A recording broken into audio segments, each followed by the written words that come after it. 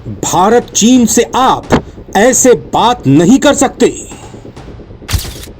Putin ने चीन से ट्रंप की चौधराहट को ललकारा।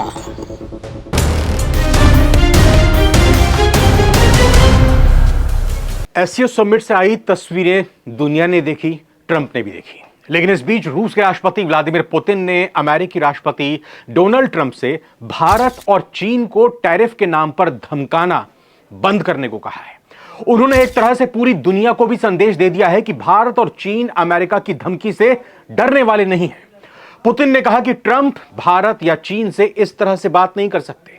रूसी राष्ट्रपति ने कहा, भारत और चीन का इतिहास हमलों से भरा है और इन देशों का कोई नेता कमजोरी दिखाएगा तो उसका राजनीतिक करियर खत्म हो सकता है।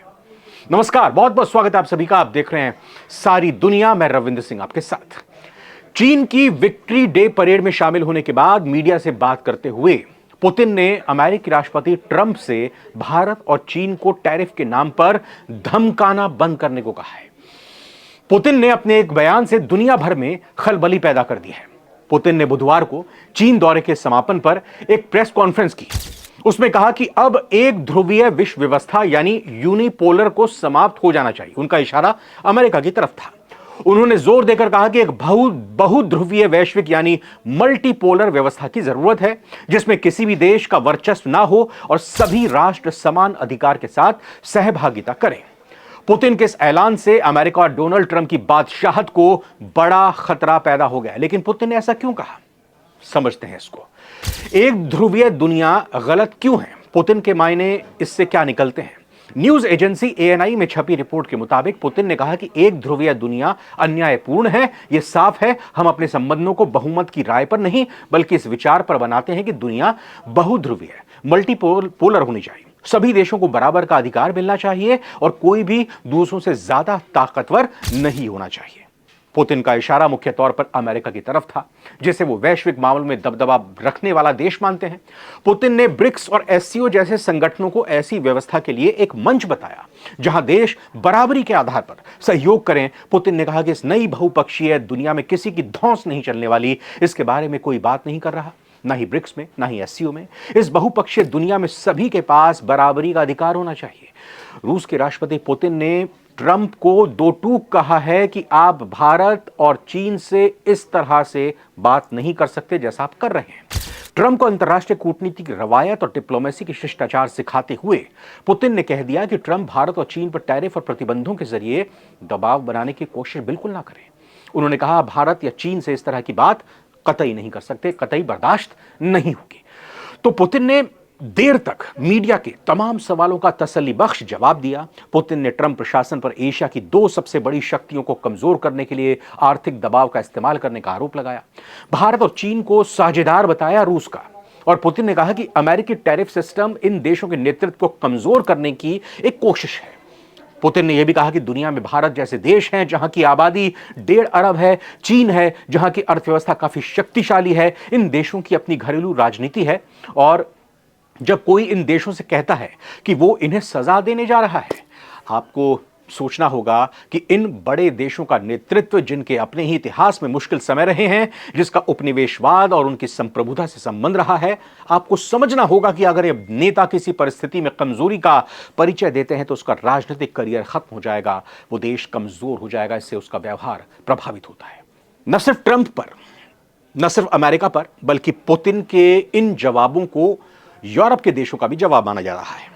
पुतिन का यह बयान यूक्रेन युद्ध के कारण रूस पर लगे पश्चिमी प्रतिबंधों और ट्रंप की व्यापार नीतियों के जवाब में भी था। ट्रंप ने भारत और चीन पर भारी आयात शुल्क 50% और रूसी तेल खरीद के लिए अतिरिक्त 25% लगाए जाने, जिससे वैश्विक आर्थिक तनाव बढ़ रहा है और इसे पश्चिमी देशों की हावी होने की नीति का हिस्सा बताया और कहा कि ऐसी नीतियां वैश्विक स्थिरता को नुकसान पहुंचाती है। ऐसे समय पुतिन का यह बयान क्यों जरूरी हो जाता है, भारत और चीन के लिए किस तरह से जरूरी हो जाता है, यह भी समझना दिलचस्प होगा। पुतिन का यह बयान वैश्विक शक्ति संतुलन में बदलाव की ओर इशारा करता है। रूस, चीन और भारत जैसे देश अब पश्चिमी दबदबे को चुनौती दे रहे हैं, उनके सामने डटकर खड़े हैं। एससीओ और ब्रिक्स जैसे मंच इस नई व्यवस्था को बढ़ावा दे रहे हैं और पुतिन का कहना है कि यह बदलाव पहले से शुरू हो चुका है और यह केवल समय की बात है। और विक्ट्री परेड जो चीन की तरफ से आयोजित की गई, इसका भी एक सिंबॉलिक महत्व रहा। 3 सितंबर 2025 को बीजिंग में विक्ट्री परेड विश्व युद्ध में जापान पर जीत की 80वीं वर्षगांठ के लिए थी। इस परेड में रूस और चीन ने खुद को उस जीत के मुख्य नायकों के रूप में पेश किया जो पश्चिमी देशों के दावों को चुनौती देता है। पुतिन ने इस मौके का इस्तेमाल यह दिखाने के लिए किया कि रूस और चीन मिलकर एक नई विश्व व्यवस्था की नींव रख रहे हैं, फाउंडेशन रख रहे हैं।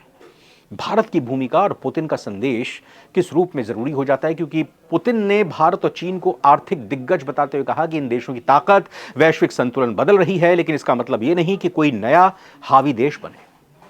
उन्होंने भारत रूस दोस्ती की तारीफ की और मोदी के साथ अपनी कार वाली बातचीत को सहज और सकारात्मक बताया। यह बातचीत भारत की तटस्थ, निष्पक्ष कूटनीति और रूस के साथ मजबूत रिश्तों का प्रतीक बनी।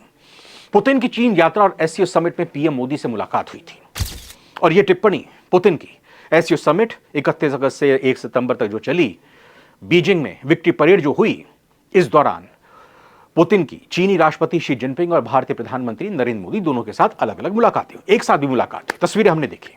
खासतौर पर पुतिन और मोदी की एससीओ समिट के बाद ऑरस कार में 45 मिनट की बातचीत सुर्खियों में रही। पुतिन ने बताया कि उन्होंने मोदी को अलास्का में अमेरिकी राष्ट्रपति डोनाल्ड ट्रंप के साथ अपनी हालिया वार्ता की जानकारी दी। यह मुलाकात और पुतिन का बयान एक संदेश था कि रूस, चीन और भारत जैसे देश मिलकर वैश्विक व्यवस्था में बदलाव चाहते हैं।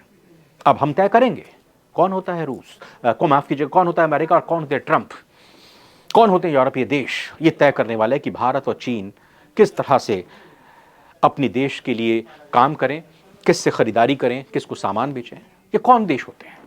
तो पुतिन के इन बयानों से अब यह साफ जाहिर हो जाता है कि इस एससीओ समिट की जो असल बात है, जो खास बात है, वो पुतिन की इस प्रेस कॉन्फ्रेंस से निकलकर सामने आई है, जो संदेश देती है पूरी पश्चिमी देशों को, उन तमाम मुल्कों को जो भारत, चीन और एशिया के देशों को दबाना चाहते हैं। तो पुतिन, जो कि अभी तक रूस और यूक्रेन युद्ध को लेकर चुनौती दे रहे थे यूरोप के देशों को, अमेरिका को, और ये बता रहे थे कि अपनी शर्तों पर वो काम करेंगे, यूक्रेन को मेरे देश में आना होगा, ज़ेलेंस्की को, और इस युद्ध की शांति के लिए बात करनी होगी, और अगर ज़ेलेंस्की नहीं मानते हैं तो फिर हम हथियारों से ही उसका जवाब देंगे। तो पुतिन एक तरफ अकेले डटकर मोर्चे पर मुकाबला यूरोप के देशों को और अमेरिका का कर रहे हैं, तो दूसरी तरफ यह संदेश पुतिन की तरफ से चला गया है कि मेरे साथ दुनिया की दो शक्तियां यानी भारत और चीन भी मौजूद हैं। एससीओ सम्मेलन में और भी कई देश शामिल हुए, एससीओ में और भी कई सदस्य देश हैं, लेकिन पुतिन का इन दोनों देशों का नाम लेना, इसके पीछे की एक मकसद है, इसके पीछे की एक वजह यह है कि पूरी दुनिया ये जान जाए, समझ जाए कि रूस के साथ में भारत भी है, रूस के साथ में चीन भी है, और अगर इन दोनों के खिलाफ किसी ने आंख उठाकर देखी तो फिर ये रूस के ऊपर हमला माना जाएगा, रूस का तिरस्कार माना जाएगा, और ऐसा हम होने नहीं देंगे। भारत और चीन भी अपनी तरफ से बयान दे सकते थे, लेकिन उन्होंने नहीं दिया, और इसकी जिम्मेदारी खुद पुतिन ने उठाते हुए पूरी दुनिया को संदेश देने की कोशिश की कि किसी भी कीमत पर अब मनमानी नहीं चलेगी। अब जो एक तरह से ट्रंप बार बार धौंस दिखा रहे हैं, बार बार धमकी दे रहे हैं, उसको भी बंद करना पड़ेगा और उसका कोई असर नहीं पड़ने वाला है। ये बात भी साफ तौर पर कह दी गई है। अभी फिलहाल ट्रंप बौखलाए हुए हैं, क्योंकि जो टैरिफ का मामला है वो कोर्ट में जा चुका है, और वहां पर कोर्ट में आगे अपील करने के लिए उन्होंने सुप्रीम कोर्ट तक, अपने देश के सुप्रीम कोर्ट तक का रुख कर लिया है, क्योंकि कोर्ट में जो फैसला पहले आया था उसमें कहा गया था कि टैरिफ दूसरे देशों पर लगाने के लिए ट्रंप तो अधिकृत है ही नहीं, उनको कांग्रेस, यानी कांग्रेस मतलब यह हुआ कि अपने देश के दोनों सदनों में, दोनों संसद के सदनों में मंजूरी लेनी होगी वहां के सांसदों से, तभी वो जाकर टैरिफ पर कोई फैसला ले सकते हैं। तो एक तरफ ट्रंप अपने टैरिफ को लेकर अपने देश की अदालत में उलझे हुए हैं, तो दूसरी तरफ अगर बात की जाए तो ये एससीओ सम्मेलन में और उसके बाद विक्ट्री डे परेड में जिस तरीके से ईरान, उत्तर कोरिया, चीन और रूस एक साथ नजर आए, भारत के प्रधानमंत्री नरेंद्र मोदी की मौजूदगी एससीओ समिट में रही, तो ये चारों तरफ से घेरने की कोशिश है और ये बताने की कोशिश है कि अमेरिका ने जिस तरीके से खुद को आगे रखकर दुनिया का चौधरी बनने की कोशिश की, हम एक वर्ल्ड ऑर्डर नया बना रहे हैं जिसमें जितने भी देश और सहयोगी हैं उसमें भारत और चीन जैसे मजबूत देश हमारे साथ तो हैं, लेकिन हम उनके बड़े भाई नहीं हैं, बल्कि हम सब बराबर के हैं। आप क्या कहेंगे इस वीडियो के बारे में, इस खबर के बारे में? पुतिन का यह संदेश किस तरह से ट्रंप की बौखलाहट को और बढ़ाएगा? फिलहाल इस वीडियो में इतना ही। नमस्कार।